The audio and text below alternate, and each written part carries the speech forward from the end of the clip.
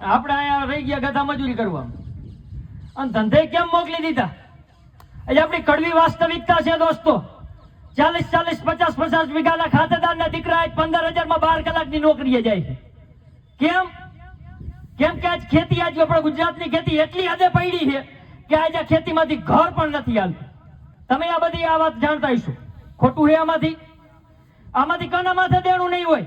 કોને આમાં ધિરાણ સહકારી નહીં ઉપાડી હોય? આ દેશના તમામ રાજ્યોમાંથી સૌથી વધારે દેણું હોય તો આ ગુજરાતના ખેડૂત માથે છે. અને છતાંય ગુજરાતના ખેડૂતનું દેણું માફ નથી થતું. મહારાષ્ટ્રમાં દેણું માફ થાય, પંજાબમાં દેણું માફ થાય, તમિલનાડુમાં દેણું માફ થાય. કેમ? કેમ કે એમને ખબર છે કે આમને કઈ દેણા માફી કરીને આમની વાય આવડો પૈસો બગાડવો એના કરતા ચૂંટણી આવે ત્યારે ભજીયા ખવડાવી દો, 5-5 લાખમાં વધી જાય. દેણું માફ કરવા જઈએ તો કરોડોનો ધુમાડો થઈ જાય. એટલે ઘણા બધા પ્રશ્ન જેવી વરમોરાભાઈ એની વેદના કીધી કે ભાઈ ઉભો પાક બળતું હોય, આ લાઈટના લીધે આટલા આપણે માણસ હેરાન થતા હોય, તોય મારા બેટા બહાર નીકળી અહીંયા ધારાસભ્યની ખડકી લગી નથી પહોંચતા. લે એવી તો શું તમને એટલો સંતોષ થઈ ગયો ને એવી તો કઈ બીક તમને કરી ગઈ એ કઈ કાકા? અરે વાય તો ઉભા રહી જાઓ, આગળ અમે બધા હાલશું અને એ સાહેબ ને કહીશું પેલા ધોકા અમને મારજો, પછી જ આ બધે ના અડાડજો. કાકા બારે તો નીકળો, ખાલી વાય કરવાની, ખાલી આયા કરવાની. ધારાસભ્યએ કીધું કે 70 લાખ છે એટલે કેટલા કહેવાય? કે 70 લાખ કે ઘણા કહેવાય? તો ધારાસભ્યને કહું કે આમાં જ્યાં કેટલાય ખેડૂતોના ખેતરમાં થાંભલા આવે છે ને એમાં કેટલાયને ખેતર વેચવાના છે. ખેતરે તમારું, ખાતેદારે તમે, 70 લાખે તમારા થાંભલો એ તમારો ઉપાડો, બરાબર ને? તમારી કિંમત કેટલી હદે પડે ને હું તમને સમજાવીશ. હમણાં કેવડી તેજી હતી મોરબીમાં, તમને ખબર હોય તો જમીનના કેવડા સોદા થતા હતા. મહિના દીમાં જમીનમાં 5-5 લાખ રૂપિયાની ઊંચી બજાર વહી જતી, જમીન ફરી જતી. અત્યારે કે સોદો થયો છે તમારા ગામમાં? મોરબી જિલ્લામાં કે સોદો થયો? મેં એક દલાલભાઈ ને પૂછ્યું, મેં કીધું કેમ ભાઈ? તો કે આમાંથી એક કારણ એ છે કે આ થાંભલા આવે ને એટલે બધા બી ગયા. જો ખાલી થાંભલા આવવાથી આ સોદા અટકી ગયા હોય તો તમારા ખેતરમાં થાંભલો આવશે તો એનો કોણ ધણી થઈ છે? તમારું આખું ખેતર કોઈ લેવા ધણી નહીં થાય. અને સાહેબ કે 70 લાખ અમારા ખેતર કાકા પતી ગયા છે અને એ ખેતરમાં અમારા ખેતરમાં અમારે પાવર નથી પહોંચતો, વીજળી નથી પહોંચતી, અમારા ખેતરમાં તમારે થાંભલા નાખીને બીજા દેશમાં પહોંચાડવી ભલા માણસ. ખેડૂતોને લૂંટવા જ ઉભા થઈ જાઓ. પાણી નહીં, વીજળી નહીં, ખાતર નહીં, અને તોય પછી મત માંગવા આવશે ને આજ બધા છે. અરે મત માંગવા આવે ત્યારે આવી રીતે આમ જ ભેગું થવાનું હોય, બેહારવાનું હોય પ્રકાશભાઈ ને વચ્ચે અને કહેવાનું હોય ગામ વચ્ચે કે હાલો આ કાગળને લખીને આપો, કોઈ દી પાણી બંધ નહીં થાય, ક્યારે પાણી વાગે તમારા પાકને નુકસાન નહીં થાય, ક્યારે વીજળી વાગે તમારે હેરાન નહીં થવું પડે, ક્યારે ખાતર વાગે તમારે હેરાન નહીં થવું પડે. પકડો અહીંયા પ્રકાશભાઈ નો કાસલો.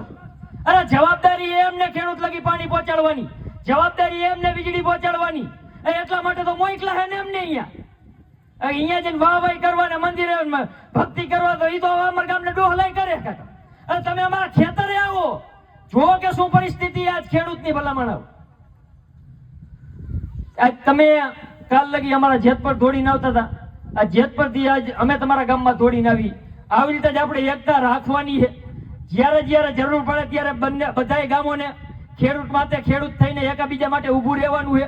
અને ખાલી અહીંયા બેહવા ન આવતા, જરૂર પડે ને ત્યારે પ્રકાશભાઈ ના ઘરે જઈજો, ચંદુભાઈ ના ઘરે જઈજો, કાંતિભાઈ ના ઘરે જઈજો, વિનોદભાઈ ના ઘરે જઈજો. અરે એને માતા પાસે આપણે એને નો કહી કોને કહી? અને હમણાં તો અમારી બેટી ઓલી સિસ્ટમ ચાલુ કરી દીધી. એમને ખબર પડી જાય કે હમણાં બેદીભાઈ ચેનલ ચાલુ કરવાની, એટલે જે વિડીયો બનાવીને મોકલી દઈએ ને. મારા વહાલા ખેડૂત ભાઈઓ, અમને જણાવ્યું હતું કે પાણીની ખૂબ જરૂર છે, એટલે મેં ઉપર રજૂઆત કરી છે અને 2 દિવસમાં આપણા મુખ્યમંત્રી આપણી સુધી પાણી પહોંચાડશે. હવે તા તો કાકા ભરી ગયો હે કપાળ, ત્યાં તો એ બધું પૂરું થઈ ગયું. એટલે આવું બધું હાલે છે. હજી કહું હું, બોલશો નહીં તો આમ નામ હાવ ખેતી પડી ભાંગશે. નુકસાની તમારે છે, ખાલી અમારે નુકસાની એવું નથી. અને નુકસાની અમારે તો એ છે કે આમાંથી કદાચ કાલ ઉઠીને કેસ થઈ છે તો અમારી ઉપર થઈશે. આ માયક લઈને મોટા ઉપર ફળે, કદાચ પૂછશે તો અમને પૂછશે, તોય અમે તો નીકળાય. કેમ કે કદાચ 5% 10% સુધારો આવે તો કદાચ અહીંયાથી પાછા વળીએ તો આપણે, અને વરવાનું છે. અને અત્યારે જ વિરોધ કરવાનો સમય એ ચૂંટણી હમણાં માથે આવે. અત્યારે કેમ બેનર મારવાનું કહી? કારણ કે માથે ચૂંટણી એ અત્યારે આપણે જે પણ કહીશું એ સાંભળશે. અત્યારે આપણી જે પણ માંગ હશે એ પૂરી થઈ છે. અને આજ તમે અહીંયા બેઠા હો ને અમે અહીંયા બોલી કેમ? કેમ કે હમણાં માથે ચૂંટણી છે. એ જ ચૂંટણી પતી જાય પછી એમને પકડીને અહીંયા પૂરી નો દે થઈ રહ્યું છે. અત્યારે અમારા 2 જણા આગેવાની હતા, 2 જણા કે અહીંયા ઘર લગી પહોંચી ગયું. કારખાનામાં રેડું પાડે, માનસિક હેરાન કરે, એમના કારખાના લગી પહોંચી જાય, ધંધા લગી પહોંચી જાય. આ તો અત્યારે ચૂંટણી એના એટલે અમે અહીંયા બોલી હાકી. ચૂંટણી એટલે તમે અહીંયા બેઠે હો, એમને ખબર છે અત્યારે ધોકા ઉપરશું, અત્યારે આ બધાને પૂરી દઈશું તો માથે ચૂંટણી તો ગામમાં કેમ કરશું? એટલા માટે અત્યારે બોલી. અને અત્યારે જ આપણે માગવાનો સમય છે. અને માત્ર આ થાંભલાની વાત નથી. તમારે પાણી પૂરતું જોતું હોય, વીજળી જોતી હોય, ખાતર જોતી હોય, પાકના ભાવ જોતા હોય ને તો હવે બધા એક થઈ જઈજો. અને મોરબી જિલ્લો તો ખાસ એક થયો છે. હવે આપણે અલગ અલગ જે પણ પ્રશ્ન એ પ્રશ્નનું નિરાકરણ લાવવા બધાને હારે ઉભું રહેવાનું. રહીશો ને ઉભા? અને ખાસ વાત કહું, આ ભાભલાજીયાના છોકરાને મોર કરજો. તમારી ખેતી તમારા છોકરાને આપવાના, બીજાને આપી દેવાના.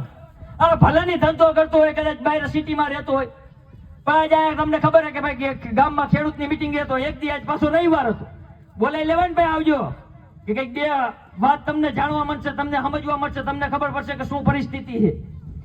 ખેતી નહીં વધે તો કાંઈ નહીં વધે. હજી ભાઈ કહું, ધંધા આય છે ને કાંઈ નહીં.